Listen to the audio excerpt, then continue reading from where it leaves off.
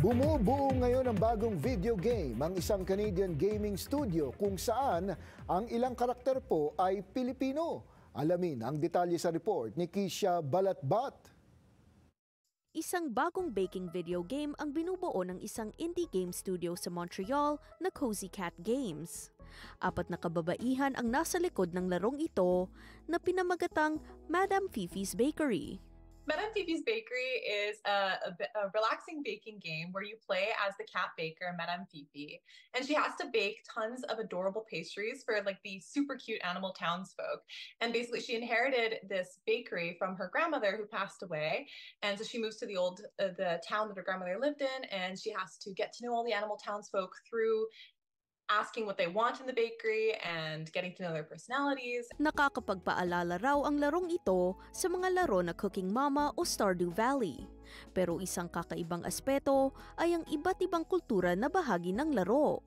Kabilang na ang kulturang Pilipino. We introduced ensaimadas as a potential pastry to bake in the game. So we wanted to not be a bakery where it's only one type of typical French cuisine. We want it to be all around the world. So we saw that a lot of Filipinos were interested in this game. So we were asking them in the comments, what pastry would you like to see? And so it started with ensaimadas. Bukod sa pagkain, nais rin daw nilang magdagdag ng mga Pilipinong karakter. Hindi pa nila alam kung anong hayop ang gagamitin para rito, pero humihingi na sila ng mga suhestyon. If anyone watching wants to tell us what their favorite Filipino customer would be, we have a TikTok going on right now where people are commenting their favorite animal from the Philippines that they would like to see in the bakery. So we would love to hear people's opinions on that. If you're interested, you can check us out on TikTok, Cozy Cat Games. Isang mahalagang bahagi raw ang representation sa kanila bilang mga kababaihan na nagtatrabaho sa larangan ng video game development.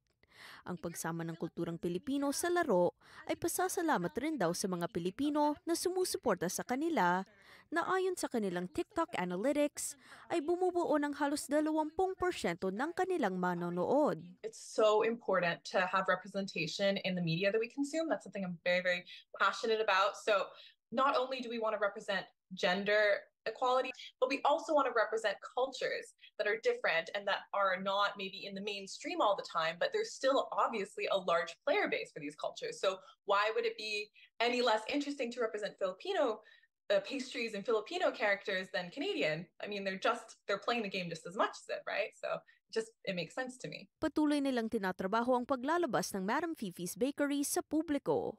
Isang Kickstarter campaign ang inilunsad sa mga nais magbigay donasyon para matapos ang pagbuo sa laro. Layo nilang mailabas ang Madame Fifi's Bakery sa Nintendo Switch sa September 2025, pero sa ngayon, maaaring laruin ang libreng demo nito sa Steam o itch.io.